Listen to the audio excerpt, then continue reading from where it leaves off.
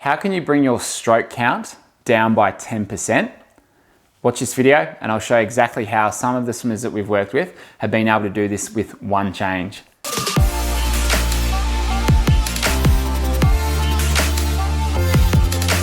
Hi, Bretton Ford here from Effortless Swimming. We run clinics and camps around Australia and overseas. And one of the things that I've seen lately working with swimmers is that the last half of your stroke, as you're pulling through the water, there's a lot of swimmers that tend to finish very wide of the hips. And you can see in this video here. And if you are pressing back and you're 10, 20 centimeters or more away from your hip or your thigh on the exit, you're going to be a little bit too wide. You're going to be limited to what you can actually get out of that last part of the stroke. So what we actually want to do there is once your hand passes underneath your shoulder, we then move into the in-sweep phase of the stroke, which is essentially where the hand will start to come in towards the center a bit, and then it will move in and finish off somewhere near the upper thigh. And it's even okay to brush the upper thigh with your thumb. That can be a good marker for a lot of people. What we see a lot of the time is people are finishing very wide. And when that happens, you just tend to not get much distance out of that last part of the stroke. Plus you're not as streamlined. You end up creating a little bit more drag there. So if you know that you are finishing wide, and the best way to tell is to either film yourself swimming towards the camera, get someone else to film you from above the water, or you can just sort of look and see where you're finishing there. If you are finishing wide, what you can work on is more of an in-sweep once your hand passes the shoulder.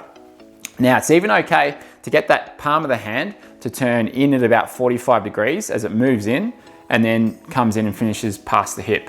So as you transition from the out sweep, which is this part of the stroke, to then the in sweep where it comes in towards the center, that is where you can actually come in a lot more. So with a lot of swimmers, and I'll give you this example here, we had a swimmer come to Hell Week last year and she was finishing way too wide. And so what she actually had to aim for was her left hand had to aim for her right hip as she was going through that last part of the stroke. That's how much she had to exaggerate that part of the stroke there in order to get it to come in more.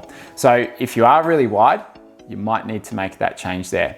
And so we want to be able to come in with that in sweep, finish off close to the hip, and you'll find you'll get so much more distance per stroke. You'll probably be a lot longer, and you'll also get much better hip rotation.